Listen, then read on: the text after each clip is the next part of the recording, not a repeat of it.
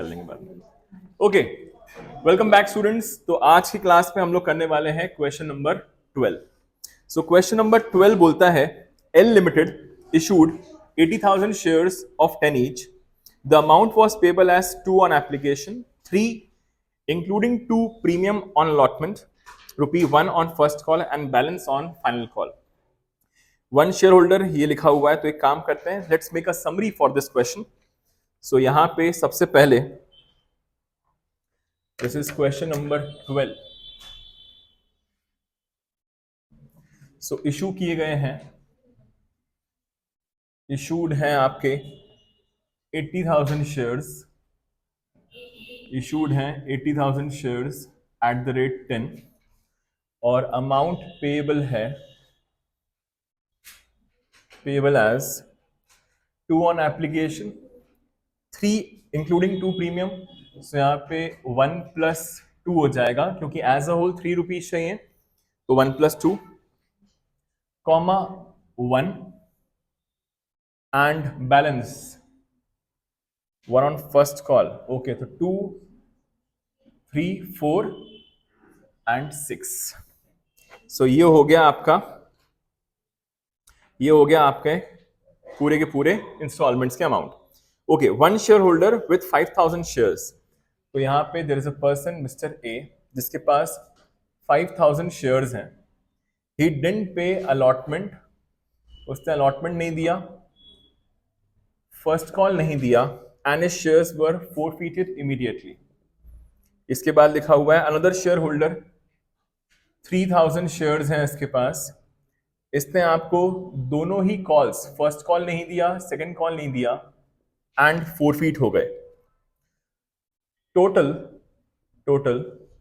4,000 reissue हुए हैं shares, 4,000 reissue हुए हैं including all of second share holder, मतलब कि बी के यहाँ पे पूरे 3,000 रीइश्यू हो गए।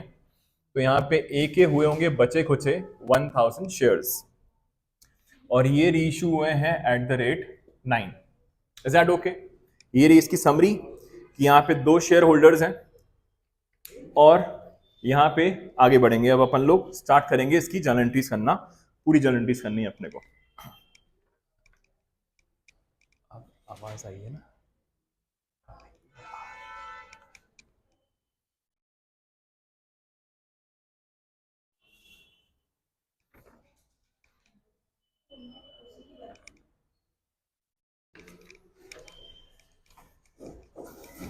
ओके, तो ये क्वेश्चन हो गया हमारे पास। स्टार्ट करते हैं इसको सॉल्व करना।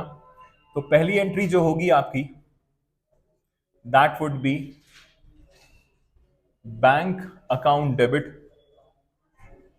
To share application account, bank account debit to share application account. So यहाँ पे आएगा आपका 80,000 into 2, 1,60,000 and 1,60,000। Next entry, share application account debit to share capital account. पूरा अमाउंट ट्रांसफर हो जाएगा यहाँ पे, दैट इज 1,60,000 एंड 1,60,000। तो ये खत्म हो गई आपके एप्लीकेशन की 2 एंट्रीज। नेक्स्ट आता है आपका अलॉटमेंट की बारी। सो क्योंकि आपके अलॉटमेंट वाले इंस्टॉलमेंट में आपके पास प्रीमियम भी है, सो ये होगा share allotment account debit to share capital account and at the end to securities premium account. So यहां पे 1 प्लस 2 बोला गया है, तो 80,000 multiplied by 3 will give you 2,40,000, जिसमें से 1 रुपी आपका नॉर्मल है, तो यहां पे आ जाएगा शेयर कैपिटल में 80,000, और ये हो जाएगा 2 rupees for your security premium. Clear? ये हो गई आपकी थर्ड एंट्री। फिर यहाँ पे mister A, there is a one share holder who has not paid you the allotment amount. So यहाँ पे जो नेक्स्ट एंट्री होगी आपकी, वो होगी आपकी bank account debit calls in arrears account debit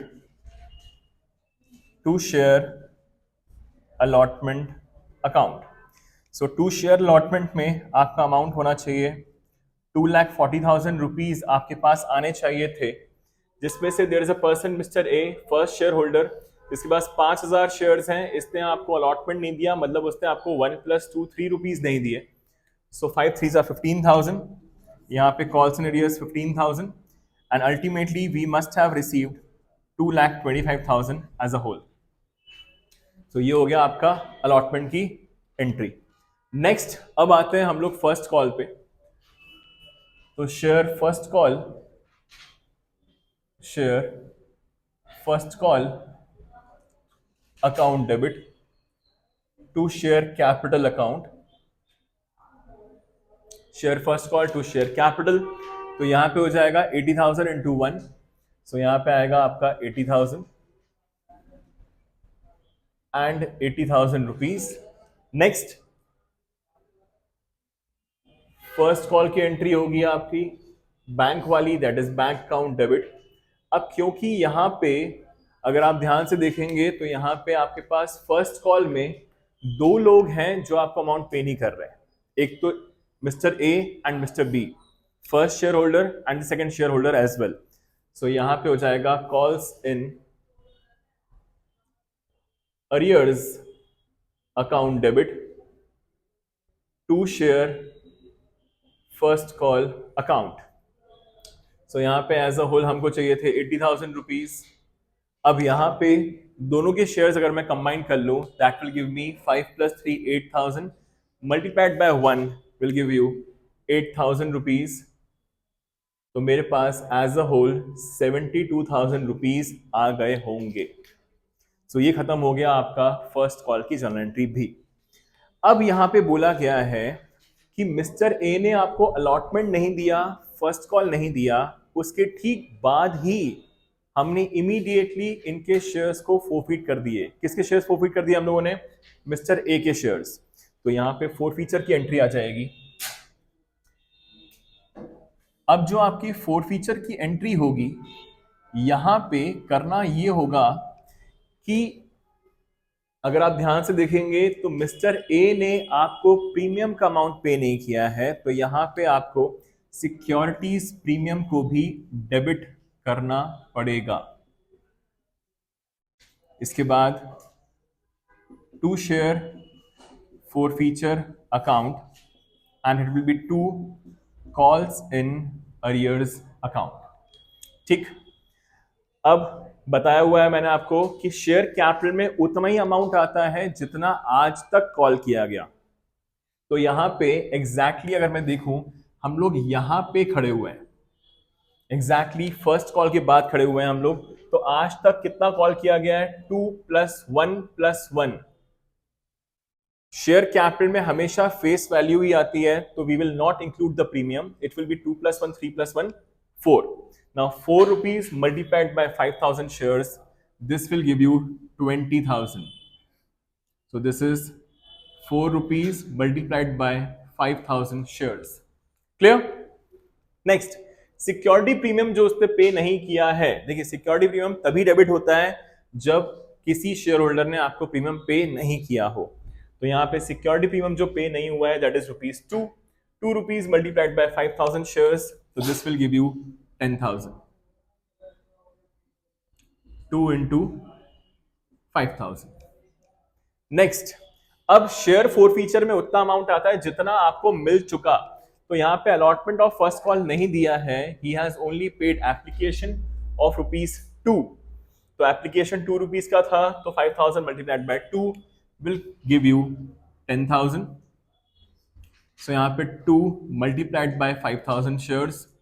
और कॉल्स एंड एरियर्स में आएगा जितना उसने पे नहीं किया, 1 + 2 3 एज अ होल लिखवाया था मैंने. अगर आपका अमाउंट पे नहीं होता है तो ये होता है इंक्लूडिंग योर प्रीमियम. तो 3 + 1 4. So this will be 4 into 5,000 shares will give you 20,000 rupees. तो ये हो गई आपकी फोरफीचर की एंट्री फॉर मिस्टर ए. अब इसके बाद आएगी आपकी सेकेंड कॉल की एंट्री। तो सेकेंड कॉल की जो एंट्री होगी वो होगी share second and final call account debit to share capital account. अब यहाँ पे मिस्टर ए के शेयर्स आपने फोरफीट कर लिए हैं, तो अब आप मिस्टर ए से सेकेंड कॉल बिल्कुल भी नहीं बुलवाएंगे। आप किससे बुलवाएंगे? मिस्टर ए के अलावा जितने भी शेयर्स हैं उन सभी से। कहने का मतलब ये है कि आपके पास इन टोटल 80,000 शेयर्स थे, जिसमें से मिस्टर ए के पास थे 5,000 शेयर्स। आपने इसके शेयर्स फोरफीट कर लिए, कैंसिल कर दिए, तो बचे हुए हैं आपके पास 75,000 शेयर्स के ऊपर ही बुलवाया जाएगा सेकंड कॉल। तो यहाँ पे it will be share second final call to share capital 75,000 multiplied by 6 will give you 4,50,000. This will give you 4,50,000. Next entry होगी आपकी bank account debit calls in arrears account debit. So ये है आपका 75,000 shares multiplied by 6। ठीक, अब calls in arrears account debit to share second and final call account. So यहां पे आ जाएगा 4,50,000, 4,50,000। और यहाँ पे कॉल्स एंड अरियर्स में सिर्फ और सिर्फ आएगा मिस्टर बी का, because he is the only person who has not paid the second call. तो 6 rupees multiplied by 3,000 shares, so it will give you 18,000। 6 rupees multiplied by 3,000 shares, 18,000. So we must have received 4,32,000 as a whole. Clear? अब अगर यहां तक clear है तो आगे बढ़ेंगे। Share four feature की एंट्री करेंगे अपन लोग। अब यहां पे शेयर फोर फीचर की एंट्री में आपका शेयर कैपिटल अकाउंट डेबिट होगा। अब क्योंकि यहां पे अगर आप ध्यान से देखेंगे मिस्टर बी को, मिस्टर बी ने ऑलरेडी आपको प्रीमियम पे कर दिया है। अगर प्रीमियम पेड होता है तो सिक्योरिटी प्रीमियम को आप डेबिट नहीं करते। तो यहां पे share capital account debit to share forfeiture account and to calls in arrears account. So share capital में उतना अमाउंट आएगा जितना आज तक आपने कॉल किया है। So we have called the full amount, that is 2 plus 1, 3 plus 1, 4 plus 6, 10. क्योंकि सेकेंड कॉल के बाद फोर फीचर हो रहा है तो पूरा पैसे बुलवा चुके हैं आप। तो 3,000 multiplied by 10 excluding the premium. तो यहां पे आ जाएगा आपका 30,000, that is 3,000 शेयर्स पे 10 रुपीज। एंड फोर फीचर में उतना अमाउंट आता है जितना आपके पास पे हो चुका है। तो आपके पास मिस्टर बी ने सिर्फ और सिर्फ एप्लीकेशन और अलॉटमेंट पे किया होगा, क्योंकि फर्स्ट कॉल सेकंड कॉल पे नहीं किया। तो एक्सक्लूडिंग प्रीमियम, क्योंकि प्रीमियम को आप एक्सक्लूड कर देते हो, तो यहाँ पे 2 plus 1, 3 था मल्टीप्लाइड बाय 3,000 शेयर्स।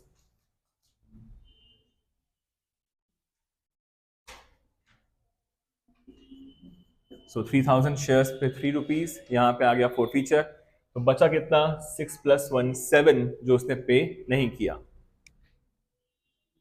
सो ये आ गया आपका 21,000, दैट इज 3,000 इंटू 7।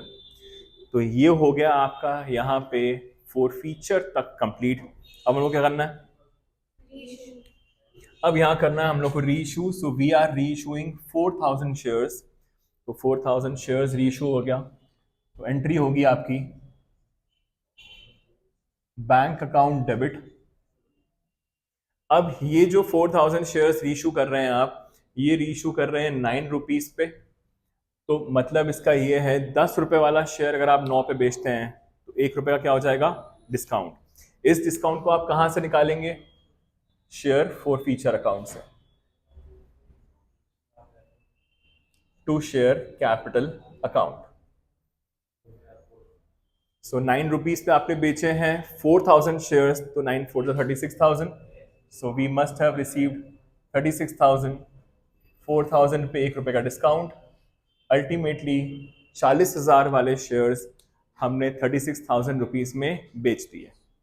ठीक, इसके बाद एक और एंट्री होती है, क्या होती है entry? Share forfeiture account debit to what? Capital reserve account. So इसको हम लोग यहाँ पे ट्रांसफर कर देंगे। अब एक बात बताइए, यहाँ पे आपने कितने रुपए फोरफीट किए थे मिस्टर ए से? ये है मिस्टर ए के फोरफीचर की एंट्री और ये है मिस्टर बी के फोरफीचर की एंट्री। तो ए से आपने फोरफीट किए थे 10,000 रुपीज और बी से किए हुए हैं आपने 9,000 रुपीज।